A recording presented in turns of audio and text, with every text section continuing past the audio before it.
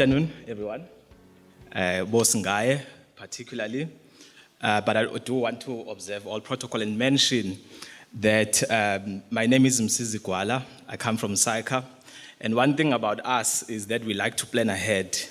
And I'm glad I'm speaking after the Demulife, who spoke very well.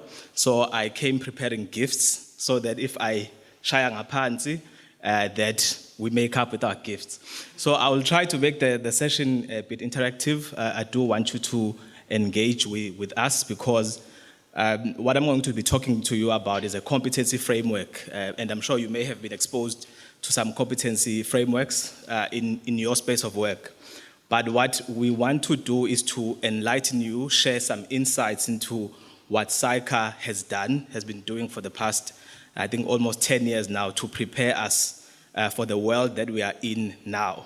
There was a conversation about using TikTok just now. It's something that is interesting. I recently deleted TikTok, and I've got reasons for that because while there's a lot of opportunities there, unfortunately, sometimes it just becomes a rabbit hole that you go down watching a challenge and stuff like that. But anyway, so I want to share with you what we call our CA 2025, we call now CA of the Future Competency Framework. And this is a project that we started a long time ago. But I think before I start off, I'm going to ask Kim to help me hand out a gift. I want you, anyone, one person, so that we don't take too long, to tell me if you gaze into the future or your future, what it is that you see. Because, like I said, we started this project a long time ago, about 2016, looking at the role of the CA beyond 2025 and beyond. Because at that time already, we could see that the work that we were doing in terms of accounting primarily, and maybe auditing and tax here and there, was not necessarily going to be as important as it was 10 years ago. So when you gaze into your future, I want you to tell me what it is that you see, and I'll give you a little goodie bag. Please don't open it before you judge us in terms of what it contains. Anyone, open it when you get home. I saw that hand first. Okay. So I do have two more. So there's no right or wrong answer. So we'll take the first answer and we'll move. Thank you. Good day, everyone. My name is Buhlebake Themba Delwa from Gwala Municipality. In the future, within the next 10 years, I see myself as a CEO of my own business, of my own company.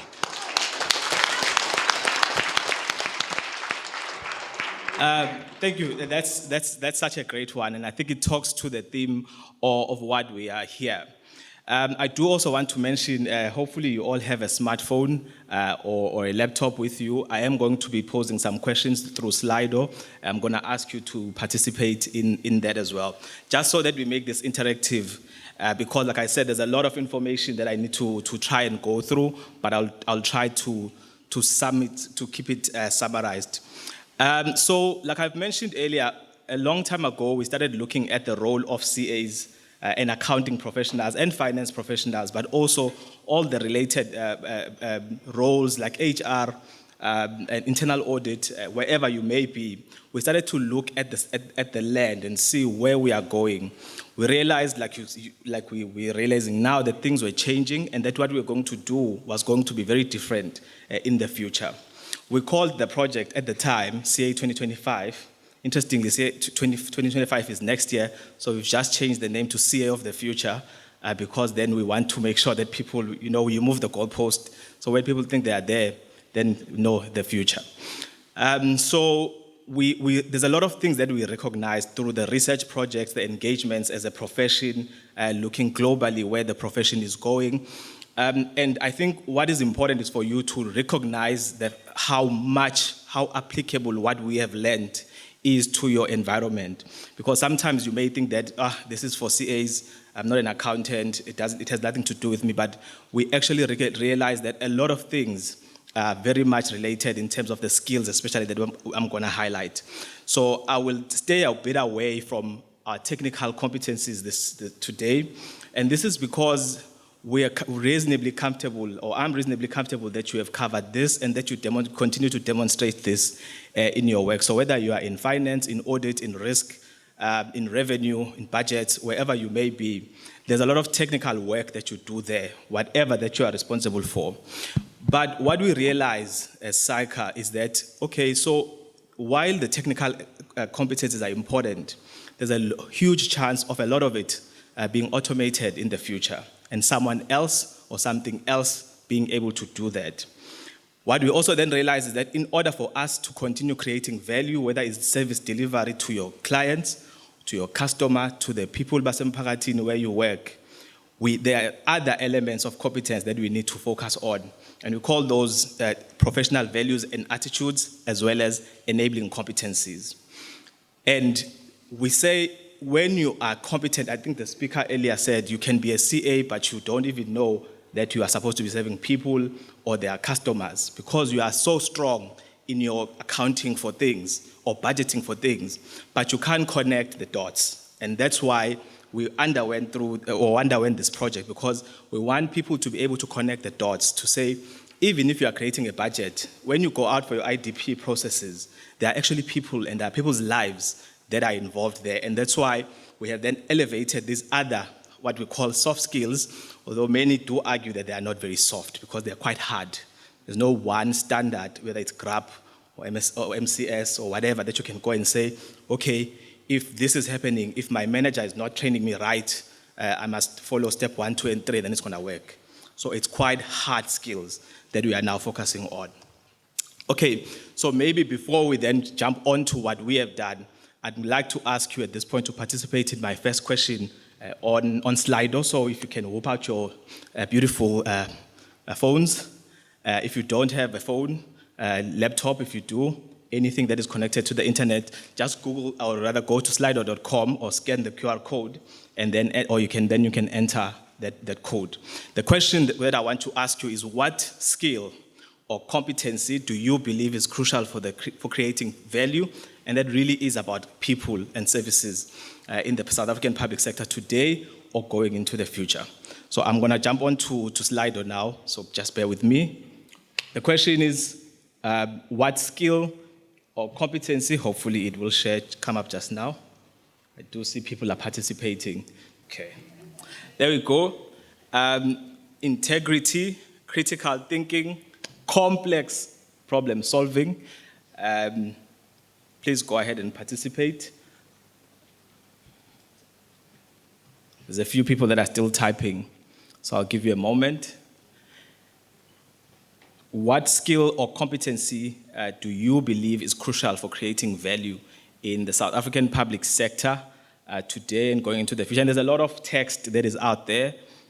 We heard earlier that Volume 1 directive on the professionalization framework was issued, I think, February earlier this year. It's a lot of information that is available to you. And like I said, I see integrity is growing strong. Does anyone, let me just get rid of the gifts. Does anyone want to share with us why integrity? My name is Tim Gosim Kize. I'm here on behalf of the Abasa KZN chapter, student chapter.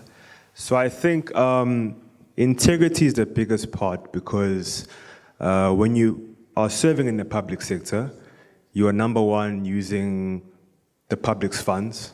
And it's very important that you be accountable to the people who are paying to use the relevant services. So it's important that you use other people's money correctly, to put it that way. Absolutely. And integrity is about honesty. It's about being straightforward. And I think we can have a long conversation about what we get to see in the public sector, but equally in the private sector regarding integrity. So let me jump on to then what we have done. Thank you for your participation. There will be another opportunity just now. So just to get to what I've said, what CIGFARO has then done, and like I've mentioned, it is a lot of information. I did share a link with you on the slides, and I'm happy to engage with you after this because it does inform a lot of what happens in academia, but also what you get to do practically. And it does help you because you do need to take charge and responsibility for yourself. So in the slides, you'll see I don't go to a lot of detail. I just give an overview because I know that there's a lot of skills behind what is in the slides. One area that we really are focused on is the ethics. So just like we've mentioned now, and I'm glad that you agree, and this is not just for public sector, this is for everyone. We honestly believe that for our future, we need to have ethical people and ethical professionals. We've always believed this. Historically, we've believed in what we call professional ethics. We have now extended this broadly to what we also call personal ethics, and a lot of us have those personal ethics. We extend this conversation also to business or organizational ethics, and I'm talking about the business of the municipality that you serve. So what the municipality does, is it doing the right thing? So if you are supposed to build a road or toilets or what sanitation, water, are you doing something that is good for those people? And that's what we talk about. It's a lot of things that we now consider beyond just your integrity to say, are you doing the right thing? So as you continue to record your things, as you continue to be engaged in your spreadsheets, you need to understand that there's ethical conduct that needs to go with that. We've also highlighted citizenship, the citizenship responsibility, because a lot of the times we, as professionals, we make the mistake of being disconnected from where we come from. I also come from in Kizwane, just more so like going to what you call Marisburg, Makaya, Watu, Tegui municipality. If anyone from here is there, shine. From there, shine. So, but what do you find is that as a professional, you climb this ladder, then you just suddenly disconnected to where you come from. I grew up, a lot of them, of course, didn't make it to where I am. But as a profession, you are now saying you need to recognize that you belong to different communities. And you can't just keep going up and up and up and not being able to serve people that people that you belong to. So whether it's a church, whether it's your community, whether it's your club, whatever it is, we need to be able to demonstrate that we do belong to that and we are adding value there as well. Another aspect which has been touched on earlier is lifelong learning. So the skills that you develop for yourself now, and the nice thing about these things is that for now it's skills that you are going to use forever. So when, for example, your supervisor or your mentor doesn't say anything to you for the week, what do? Right? The skill that you develop from there is what you're going to do. Is going to determine your future, but it's also what you're going to do in the future. So if your supervisor doesn't have anything for you that week, the question is, what do? Do you invest in yourself to try and improve yourself? Do you invest in self-development? The speaker earlier spoke about short-term courses that you can undertake, upskilling yourself. There's so much. There's a myriad of information. If there's one thing that is available out there, it's our ability to go out and get new information, new knowledge, and new learning. We also then said, okay, what we're seeing is that people are going into different environments, and so they need to be agile. We're talking about being resilient and dealing with uncertainty. What we realize is that as professionals, especially from a CA perspective, we become so familiar with what we know. So you know one, and this is how what you were taught from university. In fact, our qualification process is a 7-year that is predefined and determined for you. So suddenly, when you are exposed to a new environment, you don't know how to deal with it. Maybe there's a new manager, new leader, new organization, new department, then you find it challenging. So we said, given that we are going into this new world that no one is really sure about, we need people to be agile. We need them to be flexible. Mentally, they need to be able to be prepared for that. Now, the interesting thing is that all of these things, you do actually need to give us evidence. So in your internship, we'd have a long list of what we call learning outcomes. And then in there, you actually need to document evidence of how you were agile, how you were put in a situation that you are unfamiliar with, and that you proved to be agile and adapt to that situation. And that's how you will be signed off in your internship. And I know the speaker earlier was talking about not being signed off. We also have the same problem where people can't be signed off because they have not proved to their training officer, to their assessor, that they are actually able to demonstrate all these learning areas. The other side is what we call enabling competencies. And so for us, the three technical competence, which is our domain, which we think we are pretty good in, accounting, auditing, all of those things, we think we are okay. The other two things, which is what we've elevated, is where we believe there's room for improvement. When we look at enabling competencies, we look at things that are going to enable us to do what we need to do. We recognize that we're going to have to do things differently, that things are changing. There are so many tools that are out there, and I will talk to some of the things now. But there are so many things that are different in our world. Now, I just asked you to scan a QR code and fill in some information. In the past, I would have had to ask you, raise your hand, just like we did. In the surveys, a lot of the times you'll see now, you do it online, quickly, just scan a code, and that. There's a WhatsApp group here where you can facilitate your questions. So the world in which we live has completely changed to how we live. Yesterday, we were on another webinar talking about, in the audit environment, how tools have completely changed. We used to, in my time, look at invoices, hard copy, and tick them and say, okay, there's an amount, inspect the amount, calculate this. But the world has moved from that time, where you can have a tool that is able to do all of that. It looks at the invoice and everything. And it really is a matter of time until someone says, okay, municipality X or the whole of local government, now we can deploy this AI that captures all these invoices, processes it all the way to the financial statements. If that happens today or it doesn't happen today, it doesn't mean it's not going to happen tomorrow or next year or 3 years, 5 years from now. The question then is, what do you do? Because you've been capturing invoices all this time, debiting and crediting away. Debit, credit. So now there's an AI that can do all of that. Just scan the thing. It knows what, it can even read short writing because you have taught it. It does all of it, all the way to the financial statements. Okay? So that's the context that we work in, and that's what we needed to ready our CAs for. And so there's 4 areas of competence. So the one that I've just made an example on right now is the digital side of things, what we call our digital acumen, and I'll touch on that just now. We conducted some research in the public sector in terms of what our CAs struggle with, and one of the things they said was relational acumen, how they relate to people, their emotional intelligence, their leadership, ability to work with others. Are you able to talk to people who don't see the way that you see things? As a CA, you want to debit and credit. You know there should be an invoice and maybe a purchase order, and it should have been signed by this person and that person. Okay, that's fine. But what happens when the people that you are dealing with or working with either couldn't be bothered, doesn't care, doesn't know sometimes? How do you manage and navigate that situation? We found this to be one of the biggest challenges that people face, the political conversations, whether it's within your team, but also with the political leadership. People find it challenging. And so those are the kinds of things that we want people to focus on so that we can add and create value. Another one is decision making, so all the problem solving skills. We were having a conversation earlier about maths and problem solving and how South Africa has so many problems, but we're just lacking in terms of the ability to solve those problems and how the culture of maths and problem solving could help us. So we want people to be problem solvers more than just people who are able to process things and capture transactions. We want people to be critical thinkers, integrative thinkers, and connect the dots, like I said.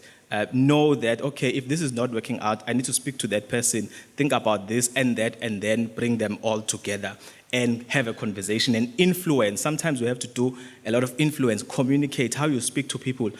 I learned when you're a CA, sometimes you think you are all that. I think that's what the conversation earlier was, that you're an intern, you rock up at the municipality, they don't know anything, these people you call your friends. My goodness. But soon you actually realize that I don't think I know what I thought I was told I know. Then you have to take a step back and look at this, really now conduct a survey of the land and get to understand people and get to appreciate what they know. And the fact that in all likelihoods, let's be honest, you don't know that much. You know maybe your area, you know your degree, and their degree is very nice. It's got all these fancy courses. But when you get to that area, there's someone who you should be speaking to and extracting knowledge from them and influencing them perhaps in the right or a particular direction. So all of those nuances then. So what do we look for? If you're in an internship or a psycho training program, like I said, we have increased focus on our professional values and attitudes and acumens. And we say that, look, your municipality is going to be able to tell you if you have done a budget or not. Yes, we want you to do a budget, but that's not our main focus. So what we want you to prove are these two things. We accept also that you'll prove this in the context of your technical knowledge. So you will know accounting. Someone will tell you, record this or get a consultant. Please don't. But do this, do that. So that's fine. We want you, as you do the work that you need to do, then demonstrate these areas, these two areas I've just mentioned. So we will ask you, for example, document in your documentation, your training documentation, what is the story? What did you do? And there will be a reviewer that will look at that and assess it, a training officer ultimately that will sign it off. What did you do? Tell us a specific, I don't know if you've been to an interview, tell us about a time when you have done this. It's those kinds of things. So it's an interview almost every month. I think you do it every month. It's a self-reflection that you do for yourself that I have. When I was doing a budget, someone called me to go to lunch for 5 hours or maybe to go home. And I said no. I went and reported this to that person, and this was the action that was taken. I followed up because I saw that this was not, it's that kind of thing. It's literally what it is. We want you to, when you talk about your personal values, we want it to be evidenced so it can be verified that this is how I've demonstrated 1, 2, and 3, and we want to know who was there, what did you do, why was it done, and how was it done. That's the kind of investment that we are making in the program to really get those skills that traditionally accountants or finance people were not well known for. And we believe that truly the future will recognize the importance of this. The same thing can be said on the acumen side, where again we want you to tell us, okay, you applied critical thinking. What did you do? What's the story? What were you trying to do? You were trying to do a budget. You saw that the numbers were not adding up or they were not making sense. Then when you looked at it, you recognized, okay, the problem could be here, there, and there. You spoke to this person. You looked at this. This is how you tried to solve that problem. It needs to be a specific story. That's what we're looking for. We need a specific example. And a lot of these things are self-initiated, right? It's not something that your supervisor will tell you, okay, you must demonstrate for me, Uguti, you are ethical, you can do this, you can do the right thing. It's something that comes from you. And that's why we force you to self-reflect on a monthly basis, and then we take stock either 3 or 6 months down the line that says, okay, let's see what you have done. Are you tracking okay? Are you going to meet all these requirements? Then we focus on 3 things. When we assess, we look at where you guided. On the acumen, now, not on your budget. It's okay to not know, and that's another beauty of being an intern. It's okay to not know how to do something. It's okay to be guided. Yes, over time you learn, but what we're looking for is now when you were applying your critical thinking, how were you guided? How were you guided? And it's also okay because you are learning and it's an area or it's a time of development for you. In the future, you will then also be standing here or managing that or a couple of interns, and then you will be also guiding them. Okay, so it's important that I mention that everything, this is a starting point. The framework is a starting point. A lot of the work happens on the ground. And maybe I must also mention it's not perfect. It's not as perfect as you may imagine it to be. It's really a lot of work, pain sometimes. Sometimes the trainees complain. Sometimes the managers complain, right? Because they are also busy with their work. They're trying to deliver to their stakeholders. But it has to be done. We have to invest in the process because that's how we create the future. In here are the people that are going to be leading our country, our municipalities, our departments, entities, and even in the private sector, but also their own companies. So if we don't invest in you right now, imagine what the future then holds. So that's why it is important to invest in these things. So there's a lot of training plans that are developed. There's a lot of learning outcomes mapping. You are going to do this. You're going to do this there. there and everywhere. Okay, so let me jump on to the next part of my presentation. And I want to just ask you, what do you think is the impact of the recent anticipated and advancing digital technology in terms of your careers? I know that this is a broad finance group. You may have already looked into this. The future of work for accountants is not there, etc. What do you believe will be the impact of this? And you can, again, scan the QR code while I jump onto the Slido.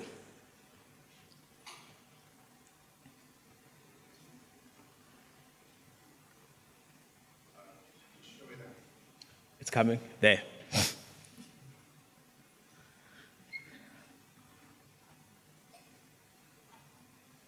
Okay. The question is, what do you think is the impact of recent and anticipated advances in digital technology on your career prospects? Because you do need to know about this, right? You may think it doesn't affect you today, but like I said, it only takes your mayor, LG SITA, SALGA, National Treasury a day to make a decision. Not a day, obviously, there's a lot of considerations, but it takes them just one decision to completely change what you do. And the question then is, what do you do when all of these things change?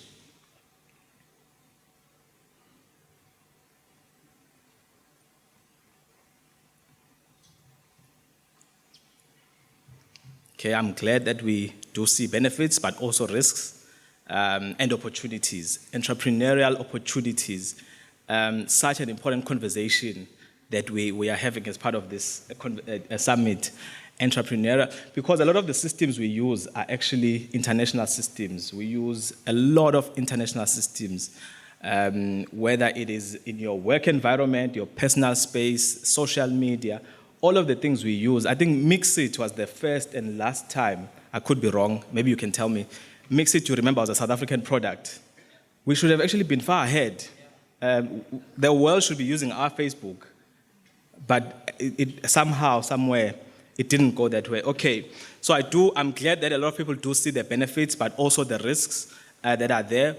If there are risks and challenges, it means that there are opportunities for people that are wanting to go into entrepreneurship. And I do want to ask you to consider entrepreneurship in this area, because there's a lot of opportunity in here. Again, it's nice to hear how China is going about social media. There's a lot of politics behind it. I'm not going to go into it, but it's very interesting to understand. If you do follow social media, I'm not sure if you do, to see what the US, let's call it the US versus China was, and leave it at that. If you're not, please go into that and look it up. All right, so while we're trying to seize opportunities, I do want to go a little bit into detail in terms of what we look at when we look at the digital acumen. We look at 5 areas. I've sort of clunked it together into 5 areas. We look at computational thinking. If it's taking you too long, there's a machine waiting for you, waiting out there to do it better.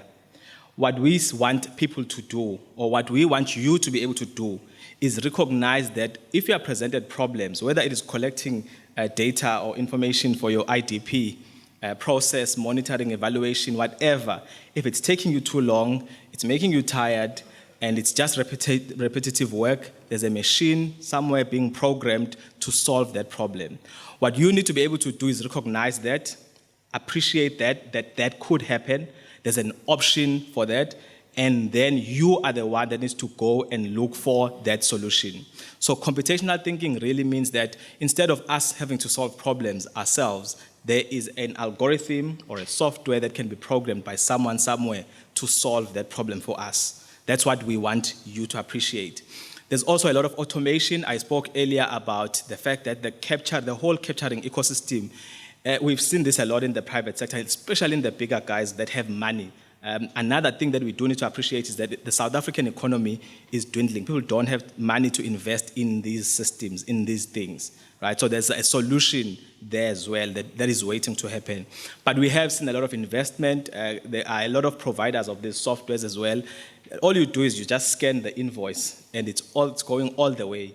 And the role that you may have had in the past gets eliminated like that, then the question again becomes, what do you do? So what we say to our CAs, if there's a wrong opportunity for you to automate, you need to recognize that, and it needs to be put in place. If you're not going to put in place, you need to know why you're not doing it. Maybe it's because it's expensive. Maybe, and we encourage this a lot of the solutions that are tech-driven is they are meant for a different world. We have a jobs problem.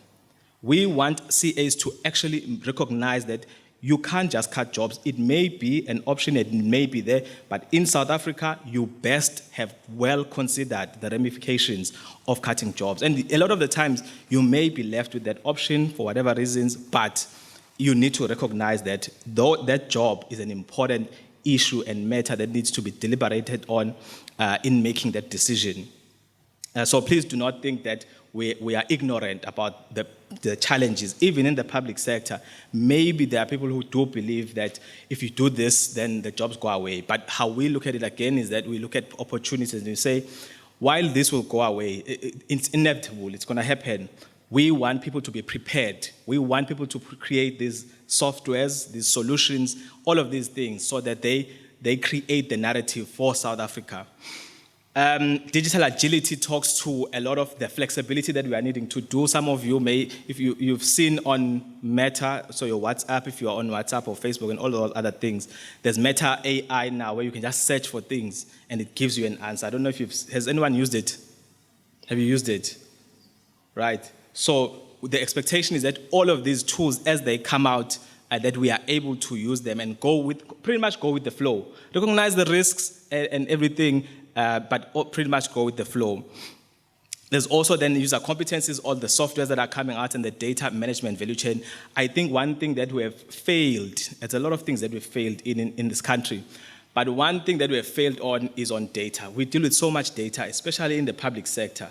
Now I'm sure when you go, in fact, we are all creating data as we go, but in our municipalities, there's a lot of data that we have that we are not fully utilizing, and there's an opportunity in the future for us to use that data. So if you are sitting around not doing anything, get to understand that data, see what can be done. It may not pay off today, but in the future, certainly, you may come across an opportunity for you to use that skill that you learned while you were perhaps sitting and not doing much at the municipality. So I think it is, again, about taking initiative and responsibility. So let me then get on to my last poll, and I think I want to just have a conversation on this one. Have you explored or used any generative AI tools in the past year or so? Have you? Has anyone used generative AI? So as we scan, can you ask that question, Kim? Anybody? Generative AI? Yes, put. Yeah. Well, I'm not quite sure, but I think does ChatGPT stands in line? Huh? ChatGPT. What about it? Have you used it? Yes, I have. And what did you do with it? I was also trying to use it whilst you're still asking some of the questions earlier on. You were? So I was also trying to use it today whilst you're still, yeah. To do what? You can give him. To do what? Are you fact checking me? No, to just check its responses to the questions you were asking. Okay. Sorry, I didn't. So the question was, have you explored? Let me see if it's open. Sorry, it's not open. Have you explored or used generative AI in the past year? So you said you've used it. You were just trying to. I think we can give it to Kim. So ChatGPT, I think, brought the whole conversation, and Stella, you can just signal to me. The ChatGPT brought to us the whole idea of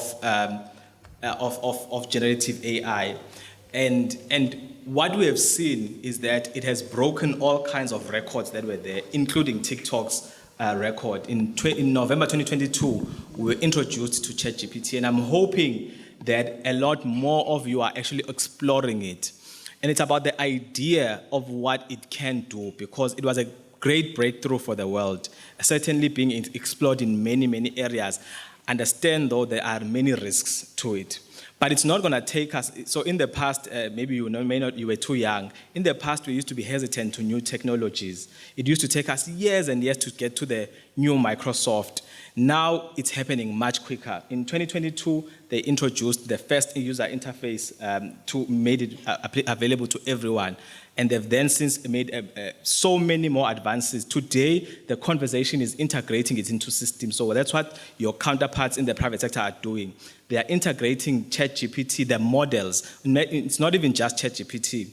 It's different models. There's many large language models that are out there that can go into your systems, whatever system that you may be, MuneSoft, whatever, can be deployed in there, go in there, look at stuff, and be able to provide mayor, whoever that needs anything, that thing can pull it out for them and give it to them. Perhaps even arguably write a better report than what I may be able to then write. So it's important that we understand all of these technologies as well. So I'm glad that a lot of you have gone on to explore. I'm worried about the 19%, but please go out there. In fact, if you are on Facebook or WhatsApp and you have searched for something, you were using generative AI there.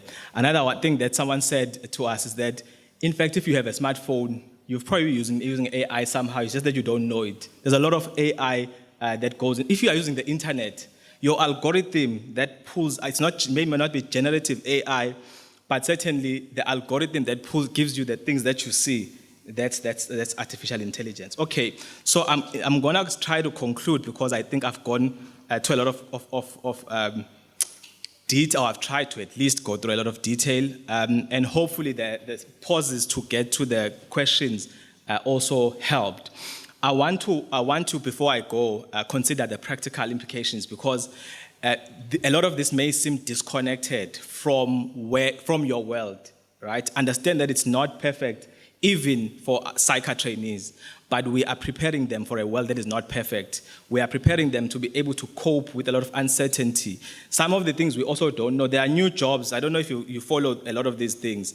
There are new jobs that are being created daily. There's another one that just came out, and there's arguments about it. It's called prompt engineering, where you teach the AI how it should respond to a prompt.